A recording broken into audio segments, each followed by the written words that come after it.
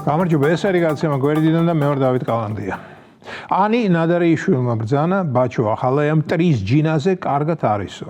მათთვის ვინც არ იცის, ანი ნადარეიშვილი ბაჩო ახალაიას მეუღლეა. მათ კი ვისაც არ ახსოვს ვინ არის ბაჩო ახალაია, შეგახსენებთ, ის მიხეილ სააკაშვილის შინაგან საქმეთა მინისტრი იყო. თუმცა განაარსებობს ვინმე ვისაც ის არ ახსოვს. სადაა ახლა ბაჩო? ამჟამად ის ციხეშია. მოკლედ მეუღლე ანიმ თქვა რომ ვერ მოგართვეს ტრების ჯინაზე ბაჩო კარგათაა და ეს უკვე ჩემი ვარაუდია ალბათ კიდევ უფრო კარგად იქნება.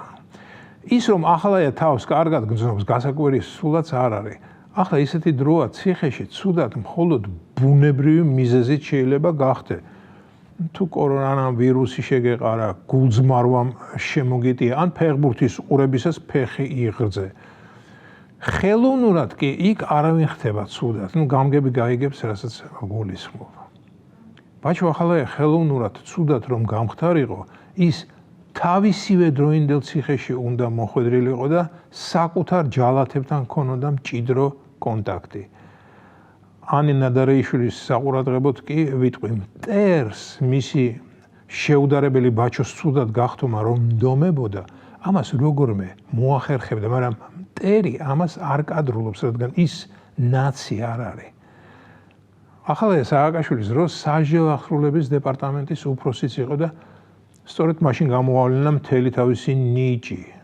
თავდაცვის მინისტრობის პერიოდიდან კი ერთი მაიორის ნაამბობი მახსენდება, ვანო მერაბიშვილის დროს სამხედროები შედარებით ნორმალურად ვიყავით, მაგრამ ეს სადისტი რომ დანიშნეს, ყოფა გვეტირაო. დეტალები არც მიკითხავს. არ მაინტერესებდა. თავის დროზე რამდენიმე ადამიანმა მიამბო რა ხდებოდა ახალაიას ციხეებში. გამოგიტყდებით, იმ ამბების მოსმენის შემდეგ სულიერი ფორმის აღსადგენად გარკვეული დრო დამჭირდა.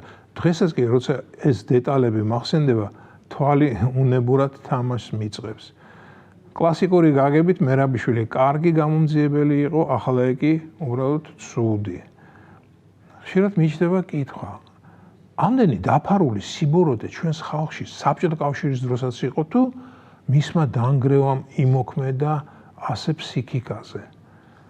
სსრგ-ს დროს ეგრეთ წოდებული ოქროს ახალგაზრდობა ძალიან პატივსაცემ ოჯახებში იზრდებოდა. რა მოხდა მერე ისეთი რომ ეს თაობა ასე გაბოროტდა? რატომ იქცა მათთვის ჩვეულებრივ ამბავად ძარცვა, მკვლელობა, წამება, რეკეტი, შანტაჟი? რა თქმა უნდა ყველას არ გულისხმობ, მაგრამ გარკვეული ნაწილისთვის ეს რეალობად იქცა. დაკონკრეტებას არ დავიწყებ, ალბათ ხვდებით ვიზეც ვსაუბრობ. არ ვიცი რამდენად ინტელიგენტურ ოჯახში იზრდებოდა ბაჩო ახალაია, მაგრამ მისი და მისი ძმის დათას კუდის უფროსის თვისებებიდან გამომდინარე, საინტერესო რა მეთოდით ზრდიდა მათ მამიკო როლანდი. ნაკლებად მგონია იმ ოჯახში მარია მონტესორის სწავლების მეთოდები გამოეყენებინათ. რატომ ვლაპარაკობ ამდენს ბაჩო ახალაიაზე? იმიტომ რომ დედას-გებიცები ზოგჯერ როცა წარმოვიდგენ რა ჭირი მოვიშორე 14 წლის წინ გულზე შვებას ვგრძნობ. ხომ შეიძლებოდა ეს ჭირი, ეს უბედურება არ დასრულებულიყო. ერთი წამი წარმოიდგინეთ 2011 წელს ივანიშვილს პოლიტიკაში მოსვლა რომ არ გადაეწყვიტა.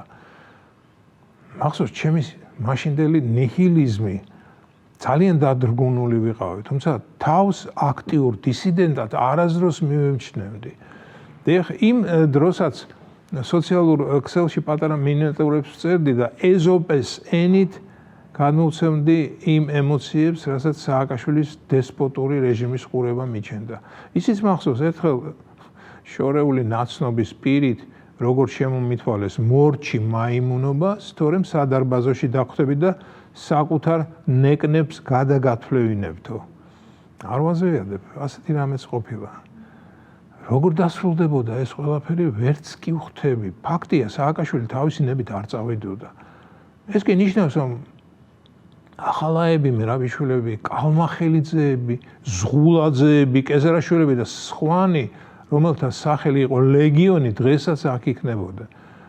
ადრე თუ გიან ყველას მოგწდებოდნენ. ვის სადარბაზოში, ვის საკანში, ვის მორგში და ვისაც ნოტარიუსთან.